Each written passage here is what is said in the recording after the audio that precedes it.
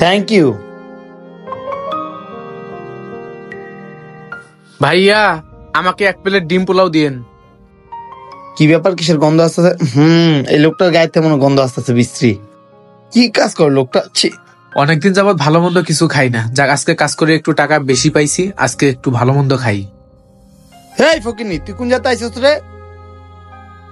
কেন ভাই আপনি আমার সাথে এরকম করতেছেন কেন? আমি তো কাজ করে আইছি। এই তুই কি কাজ করে আইছস? ভাই আমি যে কাজ করে আইছি এইটা আপনার কোন যাইতো না। আমি যদি এটা কই আপনি যে মুরগ পোলাও খাইতেছেন এগুলো আর খাইতে পারবেন না। এই বেটা, তুই এমন কি কাজ করে আইছস যেটা আমি শুনলে মুরগ পোলাও খাইতে পারবো না? ভাই আপনি কিছু মনে করেন না, আপনাকে আমি বলতে পারবো না।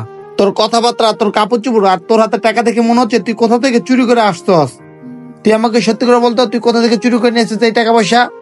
ভাই আমি কিন্তু চোর না, আর সত্যি কথা বলতে আমি মেথরের কাজ করে আইছি। তুই মেথরের কাজ করে আইছস, তাও আবার আমার পাশে বইছস। যা ওঠ, ওই জায়গা যা, ওই জায়গা যা, যা ওঠ।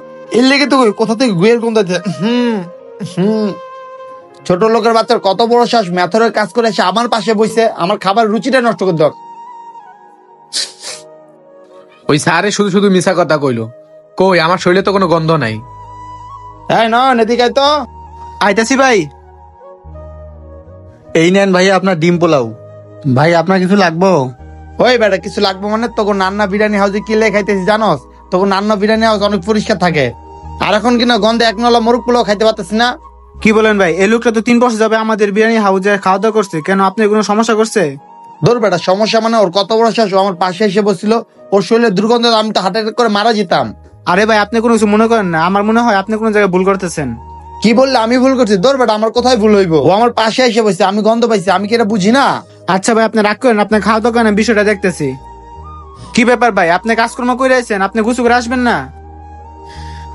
ভাই আপনি তো আমার খুব ভালো করে চেনেন, আপনি উনার কথা শুনে তাল মিলাইতেছেন। বিশ্বাস না করলে ভাই আমার শরীর সঙ্গে দেখেন কোনো গন্ধ পান কিনা। ঠিক আছে আমি দেখতেছি। কই তো ভাই আপনার শরীর থেকে কোনো গন্ধ নাই। ভাই ওই লোকটা শুধু শুধু আমার সাথে খারাপ ব্যবহার করছে। ভাই আমি মেথর দেখে কি আমি মানুষ না? হ্যাঁ লগে বইসি দেখে হ্যাঁ আমার কুকুরের মতো উঠাই দিছে। ভাই ওই মানুষটা এমনই, আর আমি আপনাকে তো চিনি, আপনি কোনো কিছু মনে করেন না। ওই বেটা নন, তুই ওর সাথে কি পিড়িতের আলাপ করতেছ? তাড়াতাড়ি ঘাটটা ধরে এই বিরিয়ানি হাউস থেকে ওকে বের করে দে। কি ব্যাপার ভাই, আপনি আমার সাথে এরকম খারাপ ব্যবহার করতেছেন কি লিগা? আমি তো আপনার ওখান থেকে উঠে এখানে আসছি। এই বেটা, তুই এখান থেকে উঠে গেছিস তাতে কিছু, তোর শরীরের গন্ধটা তো বিরিয়ানি হাউসে ঘুরতেছে, তোর লেগে কিনা আমি এক নলে বিরিয়ানি খেতে পারছি না, তার এখান থেকে বেরো। আরে ভাই আমার মনে হয় আপনি এই লোকটাকে ভুল বুঝতেছেন, আমাদের বিরিয়ানি হাউসের পাশে ড্রেনে গাছ চলতেছে, আমার মনে হয় ওখান থেকে গন্ধ আসতেছে। দেখবে নন, তুই এইসব ছোট লোকের বিষয়ে গুণ গাইস না। তুই যদি আরেকবার ওর বিষয়ে কথা কস না, তাহলে তোদের এই বিরিয়ানি হাউস আমি জীবনে খাইতে আসবো না। ভাই আমি আপনার কি এমন ক্ষতি করছি যে আমার জন্য আপনি আর বিরিয়ানি হাউসে আসবেন না? আমি মেথর হয়েছি দেখে এটাই কি আমার অন্যায়? আমাদের মতো মেথর আছে বইলা আপনাদের বাসা বাড়ির ড্রেন গুলা পরিষ্কার থাকে। যেমন আপনার কাজ আপনার কাছে বড়, আমার কাজও আমার কাছে বড়। আর হ্যাঁ, আমি যদি আপনার কাজকে অপমান করি তখন কি আপনার ভাল লাগবো? আপনাকে দেখে মনে হইতেছে আপনি একজন শিক্ষিত মানুষ, আপনার কাছে কখনো এটা আশা করিনি ভাই। আমরা মূর্খ দেখে এসব কাজ করতেছি, কারণ আমরা ভালো কাজ পাই না ভাই। সেজন্য কি আপনারা আমাদের ছোট করে দেখবেন? ভাই আমরাও তো মানুষ। ওই মেথরের বাচ্চা, তোর জ্ঞান শোনার জন্য আমি এখানে খাইতে বসছি। ধর বেটা, তোর সামনে আর খাবারই খামু না। কোন জায়গাতে যে মেথরটা তোর আছে আমাকে জ্ঞান দিতে?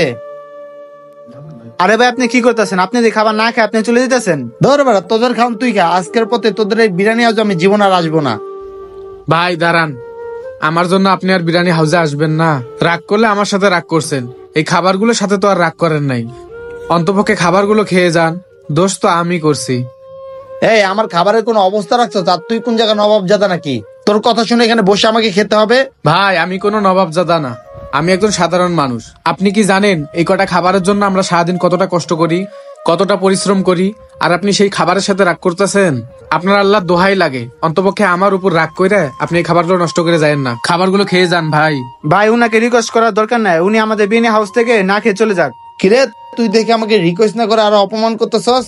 জি ভাই আমি আপনাকে অপমান করতেছি, কিন্তু আপনি যে এই লোকটাকে অপমান করছেন, তখন এই লোকটা মেথরে কাজ করে দেখে কি এই লোকটা মানুষ না? ওকে আপনার যাতা বলে অপমান করছেন। দেখেন আপনিও মানুষ, উনিও মানুষ। আর শুনেন ভাই, এই পৃথিবীতে যদি মেথর না থাকতো তাহলে নিজেদের মনের ড্রেন নিজেরাই পরিষ্কার করতে হতো। ভাই আপনাকে আমি কি জ্ঞান দিব? আপনি তো বড়লোক মানুষ, আল্লাহ দোহাই লাগে আমার বিরিয়ানি হাউসে আসবেন না। থাক ভাই, ওনাকে আর এসব কথা বললেন না। দেখেন শিখেন লোকটার ভিতরে কত মানবতা। আপনার তার ভিতরে আকাশ পাতাল সমান। ধরবে রাখ তোদের জ্ঞান শোনার জন্য এখানে আসছিলাম। নেক্সট টাইম আর এখানে আসবো না, যান দেখা।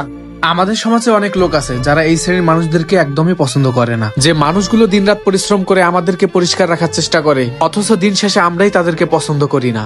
একটা কথা মনে রাখবে, তারা আমাদের সবসময় উপকারে আসে, আর যদি না আসতো তাহলে নিজেদের ময়লা নিজেদেরই পরিষ্কার করা লাগতো।